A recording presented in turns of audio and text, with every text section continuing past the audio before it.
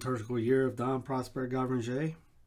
September 3rd, St. Pius X, Pope and Confessor. The primary aim of his pontificate, Pius X announced in his first encyclical letter, namely, to renew all things in Christ. Here we need but allude to his decree on early and frequent reception of Holy Communion, his motu proprio on church music, his encouragement of daily Bible reading, and the establishment of various biblical institutes, his reorganization of the Roman ecclesiastical offices, his work on the codification of canon law, his incisive stand against modernism, that synthesis of all heresies.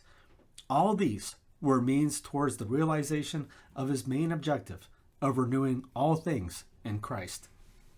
The outbreak of the First World War, practically on the date of the 11th anniversary of his election to the See of Peter, was the blow that occasioned his death.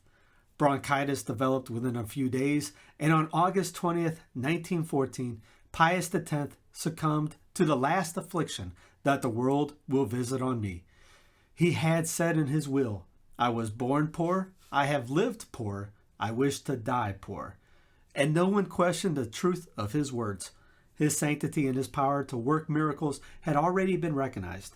Pius X was the first pope canonized since St. Pius V in 1672. The Roman Breviary has the most concise and beautiful account of this holy pope's life. Pope Pius X, whose name previously was Giuseppe Sarto, was born in the village of Riese in the Venetian province to humble parents remarkable for their godliness and piety. He enrolled among the students in that Seminary of Padua, where he exhibited such piety and learning that he was both an example to his fellow students and the admiration of his teachers. Upon his ordination to the priesthood, he labored for several years, first as curate in the town of Tombolo, then as pastor at Salzano. He applied himself to his duties with such a constant flow of charity and such priestly zeal, and was so distinguished by the holiness of his life that the Bishop of Treviso appointed him as a canon at the cathedral church and made him the chancellor of the Bishop's Curia, as well as spiritual director of the diocesan seminary. His performance in these duties was so outstanding and so highly impressed Leo XIII that he made him bishop of the Church of Mantua. Lacking in nothing that maketh a good pastor, he labored particularly to teach young men called to the priesthood, as well as fostering the growth of devout associations and the beauty and dignity of divine worship. He would ever affirm and promote the laws upon which Christian civilization depend, and while leading himself a life of poverty, never missed the opportunity to alleviate the burden of poverty in others. Because of his great merits, he was made a cardinal and created Patriarch of Venice. After the death of Pope Leo XIII, when the votes of the College of Cardinals began to increase in his favor, he tried in vain, with supplications and tears, to be relieved of so heavy a burden. Finally, he ceded to their persuasions, saying, "I accept the cross." Thus, he accepted the crown of the Supreme Pontiff as a cross, offering himself to God with a resigned but steadfast spirit. Placed upon the chair of Peter, he gave up nothing of his former way of life. He shone especially in humility, simplicity, and poverty, so that he was able to write in his last testament, "I was born in poverty, I lived in poverty, I wish to die in poverty." His humility, however, nourished his soul with strength when it concerned the glory of God, the liberty of Holy Church, and the salvation of souls.